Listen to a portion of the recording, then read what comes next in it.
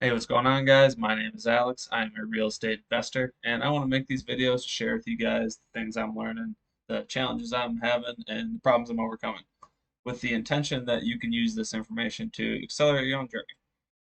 So today we have a couple of call calibrations from a couple of our lead managers that are actually based out of the Philippines. They're pretty damn good on the phones. They're really impressive, and their growth is awesome, and their work ethic is insane. So I love them. They're awesome. Excited to have you guys hear their calls and hear my thoughts about the calls too. So let's get into it. Hey, Steven, this is Sheila. How's it going? Good. What can I do for you, Sheila? It's great to hear. I'm just doing a follow-up call on 121 Night Heron Trace. Are you still selling this? I could, but the offers that have been coming in by people like yourself are way under what I want for it. So I don't think you want to put out 70K for it. So it's kind of a moot point. So you're asking for 70,000? Yep, All right. Sounds like you've been receiving lowball offers. we are. Oh, okay. But what's the highest offer that you got so far? I got last year. I got Mm-hmm. a offer for 45,000 about a year Oh, and a half ago, actually. and obviously you turned it down, right? I heard it. Everything there is going 80, 90 plus. Yeah, I understand. But aside from the asking price, I mean, what's got you interested in selling this one? What? What? I'm sorry. I mean, what's the reason why you're selling this property? I've had this property for quite a while, Mm-hmm. and we don't have any plans for it right now. So if I get 75 for it, I'll just take it and walk away. Mm-hmm. But is this a vacant land? Because I can't see any information in Zillow. It's a vacant piece of property. Yes, it's just a lot. Okay. Mm-hmm. But what's stopping you from listing it? I just haven't. I just haven't. I may, but I haven't as of now. Mm-hmm. Okay, got it. But do you still have any mortgage on this?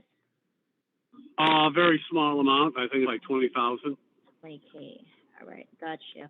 Well, yeah, I understand that 40,000 is way too low for you because, I'm a flipper too. So usually us investors have the same calculations. We need to get this one in a price where we can pay for the improvements of the I lot. know you got to make some. You got to make some money, and the Yeah, only yeah. way I will sell it if I list it. If I list it, on the open market, I probably get an individual to buy it. Mm-hmm. But for right now, I just haven't done it. We're busy with a lot of things. Mm-hmm. If something comes along and an offer comes along, the person who offered me 45 last year was Mm-hmm. actually the neighbor. Oh, but aside from that, do you still have other offers from investors? Oh, quite a bit. Yeah. 20, 30. I think I got one for 35. And, I said no. Okay, gotcha on that one. But yeah, as what I mentioned, yeah, it's great it's great that you understand why investors are giving you offers like that. But what if I can buy it on full price on 70,000 in terms? Not on terms. No, I want terms. I just, if I'm going to sell it, I'm cashing out Mhm. and being done. Mhm. Yeah, yeah, yeah, I heard you. But you mentioned that you don't want to, I mean, it's not that you don't want, but you don't have plans yet on this one, right? No, I don't have Mhm. plans. Mhm. Initially, we did have plans. I actually paid $225,000 for that lot. 225. 225,000 back in 2007.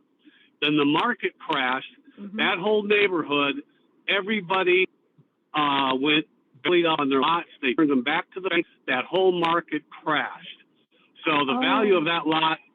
that value of the lot actually, it went real south, and it's Yeah. still not back to what I bought it for. And so that's why I'm not going to sell it Mhm. unless I recoup at least a little bit. So Mhm. Yeah, I understand. That's a very um unfortunate, but if I mean if we can buy it to you in full price in terms, I mean, how come something like that won't work? I don't want terms. If I'm going to sell it, Mhm. again, if I'm going to sell it, I want cash. Sell it outright and be done. Gotcha. Okay, no terms. So if that changes, give me a call back. Other than that, have a nice day. Thank you. All right. Thank you. How'd you do? Um, for me, if I'm gonna rate myself, considering that it's my first call after that, after you taught us that structure, I'm gonna give myself 7 out of 10 because the flow, I let the seller speak, and I follow the 70/30, and I also I ask great questions. And so yeah, I'm gonna give myself 7 out of 10. I thought it was a really good call. So at the beginning, he kind of, he came out the gate a little hot. And like we were talking about with these red sellers, you want to, meet them at their energy, meet them at their level, their status level right away. And then once you did that, he like almost pulled back a little bit, or I mean, cooled off a little bit would be a better way of saying it. And then he was much more willing to talk to you and answer your questions. Like, why even sell it? Why not list it? You explain the low cash offer. All those are really good stuff. But that's what I really want to highlight right away in the beginning. You called out his frustration. Hey, you've been getting a lot of wholesalers calling you, or getting a lot of these calls, right? And he's like, yeah. The only tweak I'd make to that to just make it a little bit better is I would do so with with some empathy, right? Instead of saying, "Oh, I can tell you've been getting a lot of these," I would say like, "Man, I totally hear you. It sounds like you've been getting a lot of these calls." And that's a small tweak, but he'll feel like a little bit more heard, a little bit more understood, and it'll make you just even better. This guy bought this thing for 250 and now it's worth 20,000. That's crazy. That sucks. But I did like that you explained the low cash offer and he kind of understood. Yeah, you guys got to make some money too, so that's fine. The only thing I would have kind of pressed on is, hey, you've been getting all these offers and they're kind of all in the same range, right? So it sounds like the market has kind of spoken as to what it's willing to pay for this property. What happens if no one ever comes up to that $70,000? And maybe he says, "Well, I'll just keep it. I don't really care," and that's fine. Maybe it's fine if he does keep it. But I would at least press on that and kind of put it in his mind, like, hey, what if 3 months, 3 years, 6 years down the road, you still got this lot, you're still paying to maintain it, you're still paying taxes on it, and no one ever comes up to that price. Like, what happens then? And at least get him to think And about that. and they still got a mortgage. Yeah, and he's still got a mortgage. I totally forgot about that. Yeah, he's paying a mortgage on this thing. So um, I would dig into that. Yeah, what if you don't sell? What if you're still bleeding money from this thing every single month? And let him sit on that a little bit. And maybe it doesn't even work on this call, but maybe it plants a seed in his head. And then when you call him back, maybe he's a little bit more ready for that. That's my feedback. Good job. Good call. So that was a pretty good call from Sheila. That guy wasn't very motivated at all, but she did a really good job.